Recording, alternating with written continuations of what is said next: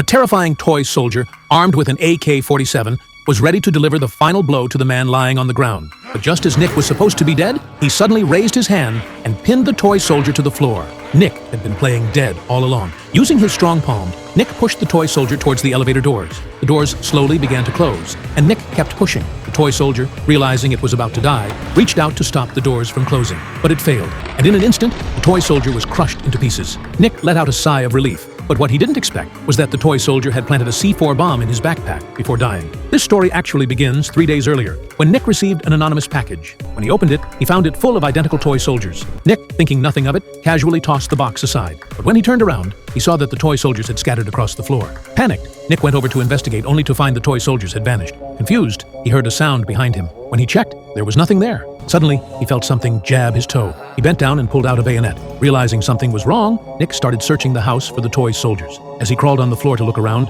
a barrage of gunfire hit him, catching him off guard. Wounded, Nick ran to the kitchen, but before he could react, something under the sofa launched another attack. Suddenly, a missile struck Nick's knee, and the battle began.